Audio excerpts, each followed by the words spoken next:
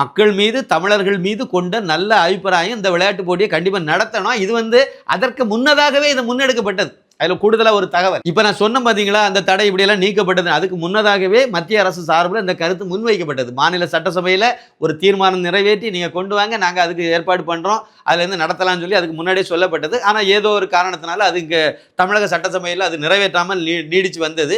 கடைசியாக திரு ஓ பன்னீர்செல்வம் அவர்கள் முதலமைச்சராக இருந்தபோது இது நடந்தது. அதில் ஜல்லிக்கட்டு போராட்டமும் ஒரு முக்கிய காரணம், அதில் சந்தேகம் கிடையாது. அதுவும் நடந்தது, அதோட சேர்ந்து இதுவும் நடந்தது. ஆனால் அது நடந்ததுனால தான் இதை செய்தாங்கன்னு சொன்னால் எவ்வளோ கேள்வி கூத்து தானே. அப்போ இங்கே தீர்மானம் போட்டு அங்கே நடக்கும். தீர்மானம் போடுறதுக்கு இவங்க தாமதப்படுத்தி விட்டாங்க. கடைசியாக போட்டு கொடுத்தாங்க, நடந்துச்சு. சரி, எது எப்படியோ ஜல்லிக்கட்டு நடத்தக்கூடாதுன்னு சொன்ன கும்பல் இன்றைக்கு எந்த அளவுக்கு ஜல்லிக்கட்டு இவங்க தான் அந்த தடையெல்லாம் இவங்க தடையை ஏதோ மோடி போட்டது மாதிரியும் அந்த மோடி அரசாங்கம் போட்ட தடையை இந்த திமுகவும் காங்கிரஸ் இந்த கம்யூனிஸ்டுகள் எல்லாம் சேர்ந்து தான் உடைச்சது மாதிரியும் எவ்வளோ கேலி கூத்தா ஆகிட்டாங்க. மக்கள் தமிழர்கள் மடையர்கள் என்று இவர்கள் நினைக்கிறார்கள்.